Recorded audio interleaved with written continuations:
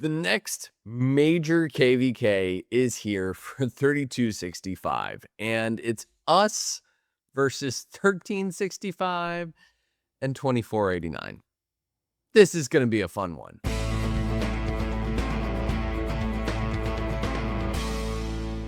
What is up, ladies and gentlemen? Welcome back to another Rise of Kingdoms gameplay episode from your very own Shappy Gaming. If you're new to the channel, my name's Shappy. I'm a sponsored Rise of Kingdoms content creator, and today we are talking about this absolutely insane KVK that we have gotten dropped in. I am on a 5-loss streak. I've lost 3 times so far in 3265. I am coming off of 2 losses from 1079. And I was really hoping for an easy win, KVK. That's not what I got. Oh, God, this KVK is going to be an adventure. It's going to be expensive. It's going to be challenging. It's going to be a lot of fighting. But you guys are probably wondering, like, Shaffy, what's actually the breakdown here? You said you're fighting 1365 and 2489. What is that about? How is that even possible? 3265 is like a lower A seed, and these guys are insane. So let's take a step back and let's actually look at the teams. So we have the teams here. We have Fire and Wind. We are top right here. You can see that right there, 3265. And we are partnered with 1875. Now, I don't know a whole lot about 1875. What I do know is Gosu is there, and so is Mad Achilles. So, in theory, we have a chance. From a power standpoint, they are the second strongest ally that we could have gotten. You know, and the most strongest being, obviously, 1365. Which also has Furious. So this is going to be a really interesting KVK when we talk about content creators.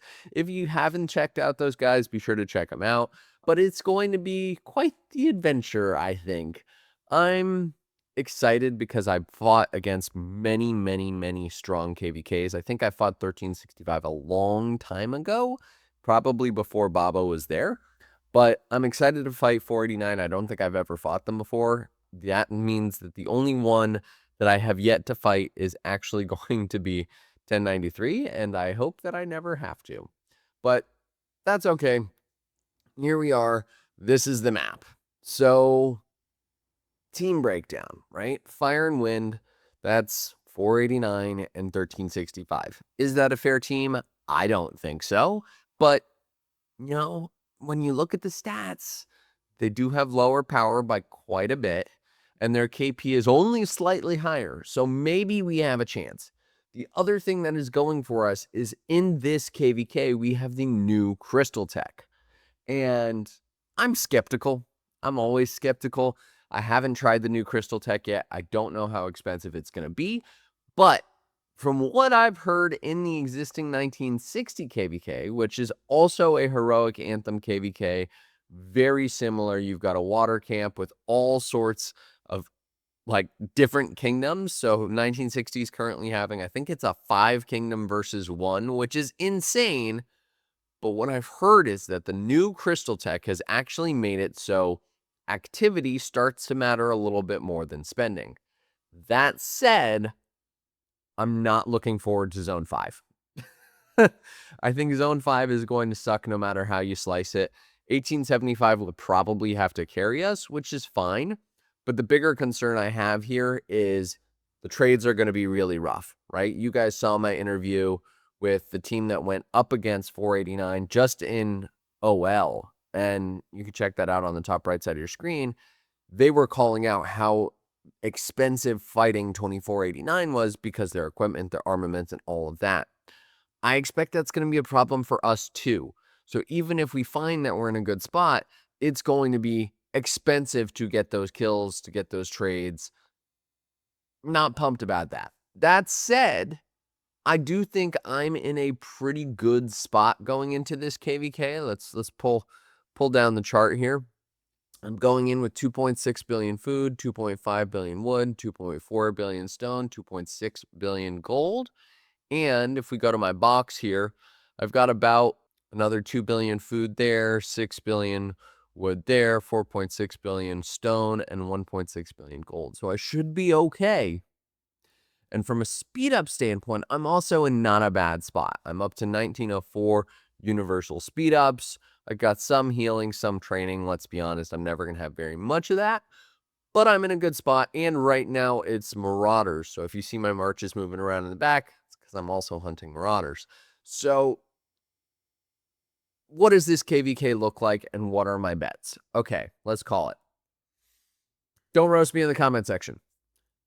I think we're going to lose zone 5. I feel fairly confident we're going to lose zone 5.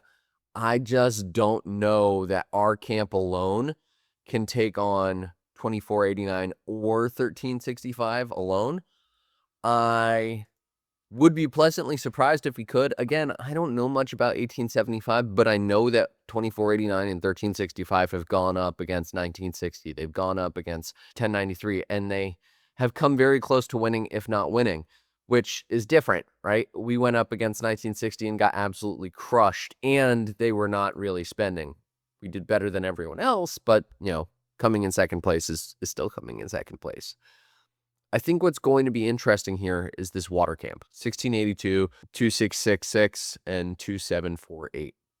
That is going to make all the difference, because if this water camp, which has more power than any other camp, can actually capitalize on their power and get in and start fighting and do the damage that we need them to do, it may work out, right? This is where that new crystal tech change is going to come into play.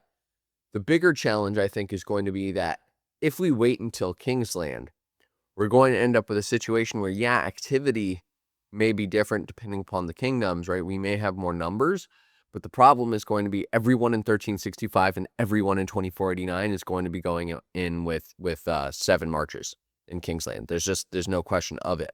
3265, not going to be the case. And honestly, I don't think any of these water camps are going to be in a place where they're going to be coming in with full marches either.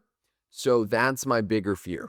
I have heard that 1365 has a pretty substantial downtime. We'll see if that actually turns out to be the case. I have not heard the same about 2489. And I also know that the folks that we fought last KVK in 2906 actually ultimately went to 2489. So we'll see. It's going to be an interesting KVK. If you're as excited as I am, let me know in the comment section below. Drop a like on this video, and I will be making more content covering this KVK. I'm going to try and stream it this KVK, but if you haven't subscribed already, do so, because I'm going to be talking about everything that we have going into this KVK. So let's actually check my commanders, because I know that some are going to do better this KVK. And I always love to get like a pre-KVK snapshot. We got my speed ups, we got my resources, but let's actually dive in and just take a quick look at my commanders, see how they're shaking up. Here we go. We have Nevsky. Nevsky's got some pretty good equipment. I also, for the first time ever, got a hunter inscription. So my inscriptions and armaments are also looking pretty good. From a stats standpoint, he's at about close to 20 million kills. Nevsky didn't do very well for me last KVK. We'll see if he does slightly better this KVK. I have heard that I should consider swapping to a Delta formation and changing over all of Nevsky's different armaments. Unfortunately, though, I only have 6 conversion stones, which I believe it's just 5 even to change this. So if I want to change this to Delta, I think the cost is pretty substantial. Oh, 10. So can't really even do that. So it's going to be Nevsky Joan yet again. We'll see how it shakes out. Here's Joan's numbers, 18.3. I'm nervous, guys. I'm nervous going into this KVK. I think that, again, I was looking for an easy win because I really need more Otarks. The problem I keep running into is I don't have Otarks, so I can't get better armaments. I can't get better armaments, so I can't up my kills effectively in KVK. You probably have more Otarks and legendary inscriptions than I do if you're in the comment section. Ho Chi Bing, he was an absolute beast last KVK. I think he got more kills than any other commander, so we'll have to see how he shakes out. We got Arthur, the legend, 5.6 million kills. I think he's also going to get a ton more as well. And I have enough gold heads to do it. I have enough gold heads to actually use Siege this KVK. I've been buying the dailies, So I can use Gajamada Cordoba. So they're both at 0 kills right now, obviously. I think that they're going to see some action. I think they will. Scipio is at 17.7. He's going to get some action too. Ragnar's over here. He's at 3.5. Honestly, Ragnar's been super underwhelming for me. Let me know if he's been underwhelming for you guys too.